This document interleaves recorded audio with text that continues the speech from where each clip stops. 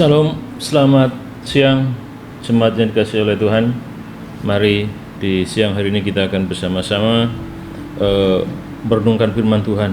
Firman Tuhan yang akan menjadi penuntun bagi langkah-langkah setiap kita. Sebelumnya kita akan berdoa. Kami bersyukur Bapa, karena kesempatan kali ini kembali Engkau memberikan waktu, memberikan kesempatan kepada kami untuk merenungkan firman Tuhan.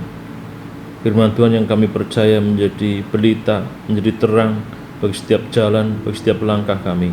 Roh Kudus yang akan pimpin pembelajaran renungan firman Tuhan. Dalam nama Tuhan Yesus Kristus kami berdoa. Amin. Puji nama Tuhan. Kita akan baca di dalam Amsal 19 ayat yang ke-21. Banyaklah rencana di hati manusia, tetapi keputusan Tuhanlah yang terlaksana. Tema renungan di bulan September ini adalah Tuhan tidak pernah gagal. Di dalam Amsal 19 ini ayat yang ke-21 dikatakan bahwa banyak rencana di hati manusia, tapi keputusan Tuhanlah yang terlaksana. Jadi ayat ini mau menegaskan kepada kita semuanya bahwa manusia boleh punya rencana, tetapi yang terlaksana adalah keputusan dari Tuhan. Yang terjadi adalah kehendak Tuhan. Ayat ini tidak sedang mengajar kepada kita supaya kita nggak perlu membuat rencana. Kalau semuanya sudah diputuskan oleh Tuhan, untuk apa kita punya rencana? Enggak seperti itu, saudara. Ayat ini menegaskan bahwa kita harus, kita boleh, kita buat rencana sematang mungkin, tapi di dalam perencanaan itu, dalam menjalankan rencana itu, kita harus punya keyakinan, dan kita harus tetap mengingat bahwa kedaulatan Tuhan lebih, kedaulatan Tuhan di atas segala rencana-rencana kita. Amsal 19 ini mengingatkan kepada kita semuanya, banyaklah rencana di hati manusia, tapi keputusan Tuhanlah yang terlaksana. Dalam Amsal pasal 15 dikatakan bahwa rancangan gagal kalau tidak ada pertimbangan, tapi terlaksana kalau penasehat banyak. Jadi ayat ini mengajarkan kita harus punya rencana, kita harus membuat pertimbangan-pertimbangan yang matang. Ya, dalam setiap rencana kita nggak boleh asal-asalan. Tapi kembali ke pasal 19, bahwa keputusan di dalam kedaulatan Tuhan. Dan Tuhan bisa saja menggagalkan rencana kita yang sangat matang, yang kita buat sangat bagus, baik, yang luar biasa, pertimbangannya sangat matang, tapi Tuhan bisa saja gagalkan itu jika itu memang tidak sama dengan kehendak Tuhan. Dalam perjanjian lama kita bisa melihat kasus dalam pasal 11 dalam kitab Kejadian tentang Menara Babel. Kalau kita baca di situ, kita melihat betapa orang-orang pada zaman itu punya rencana yang sangat matang. Mereka bersatu dan punya rencana yang sangat matang. Untuk apa? Untuk membuat menara yang begitu tinggi, yang dikatakan ujungnya sampai ke langit.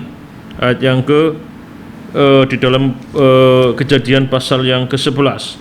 Ya, jadi mereka berencana untuk membuat menara. Ayat yang keempat dikatakan juga, kata mereka, marilah kita dirikan bagi kita sebuah kota dengan sebuah menara yang puncaknya sampai ke langit, dan marilah kita cari nama supaya kita jangan terserak ke seluruh bumi.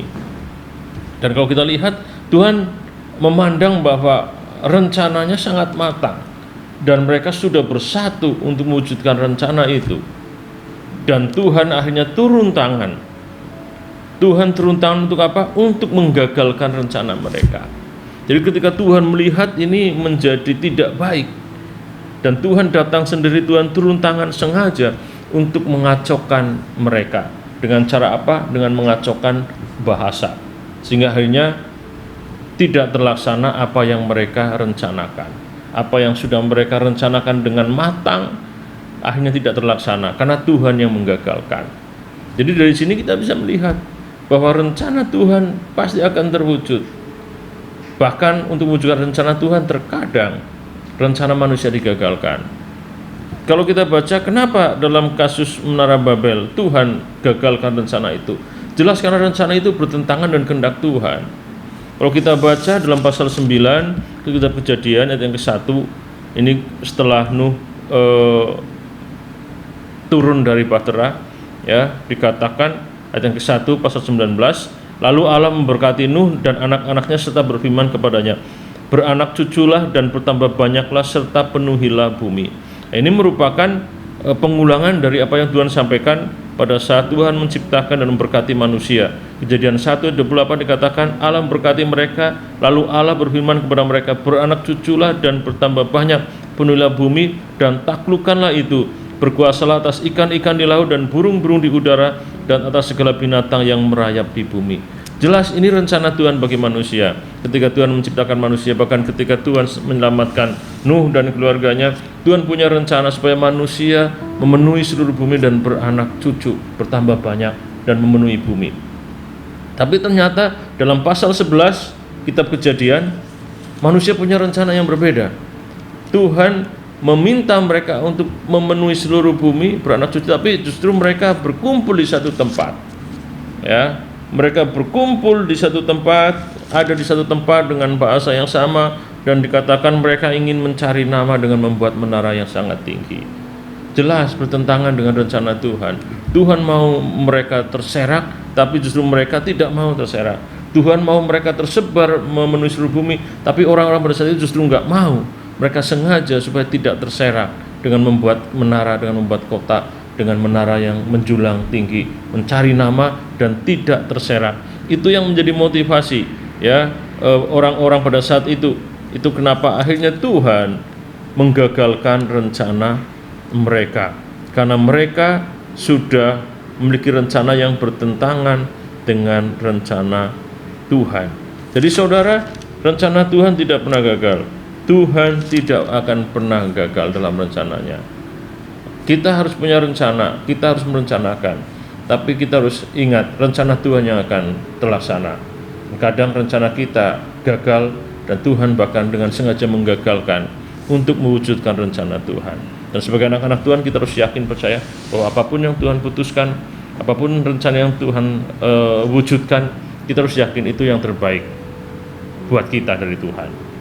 Jadi renungan singkat pada siang hari ini, mari buat rencana dalam hidup, bahkan dengan pertimbangan yang matang, bahkan kalau perlu butuh nasihat dari banyak orang, supaya ketika membuat rencana kita matang, baik, bagus, ya. Tetapi ingat, di atas semua rencana kita yang matang, yang baik, ada kedaulatan Tuhan. Ya, kalaupun Tuhan ternyata izinkan rencana kita gagal, kita yakin ada rencana Tuhan lain yang Tuhan sudah siapkan, dan itu jauh lebih baik untuk kita semuanya. Tidak mudah, tapi itu yang Tuhan mau dari kita.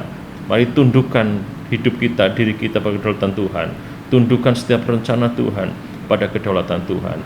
Kita yakin Tuhan tidak pernah gagal dalam rencananya, termasuk rencana atas hidup setiap kita semuanya.